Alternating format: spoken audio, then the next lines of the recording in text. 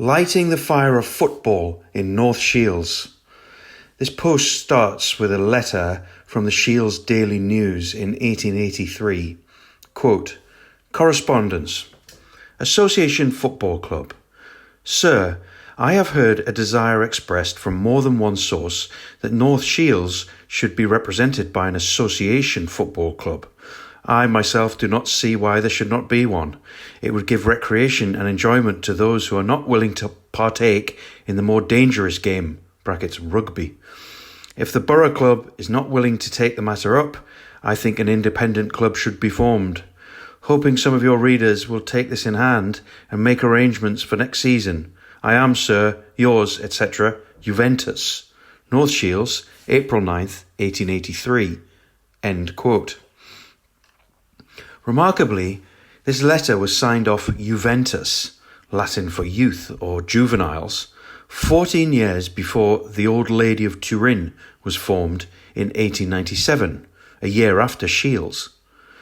It is a prescient nom de plume, but little did the author know at the time that this letter would, in its own tiny way, help to start the ball rolling on the creation of North Shields FC, a club that is still going today, with fabled European honours under its belt and a bright future ahead. Yet there's a further twist in this story. The late 1870s and early 1880s was a time when football teams were emerging, often as offshoots from rugby and cricket clubs, hence the appeal to the Borough Club in the letter. Recreational sport and leisure time were very new concepts to the Victorians, and the very first person to bring association rules to Tynemouth Borough was George Dormer Fawcus, a rugby and cricket captain as well as a champion rower.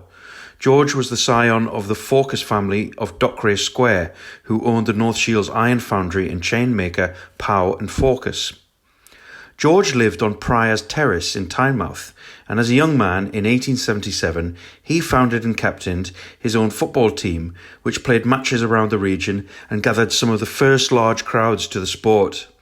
It wasn't until 1890 that Tynemouth Borough formed an association football club, and then 6 years later, North Shields Athletic came into being. Despite being slow starters, they can at least in part thank their existence to the early efforts of Fawcus in generating support for the game locally. By 1882, George Fawcus had moved on to pastures new, living as an expatriate in Genoa, where his father held a diplomatic post while simultaneously involved in the burgeoning shipbuilding and coal trade.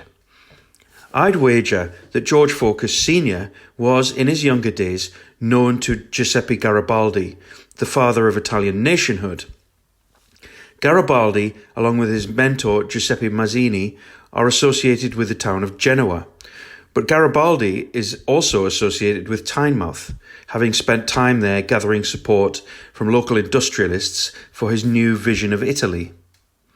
In 1893, 3 decades after the formation of modern Italy, George Fawcus Jr., now 35, founded Genoa FC, making it the first football club in Italy, predating La Vecchia Signora, Genoa's august rivals Juventus, by 4 years.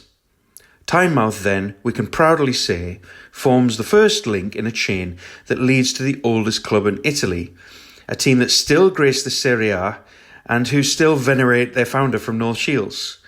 At the same time, we can also attribute some of our own Northeast football heritage to George Fawcus' lifelong and pioneering passion for the sport.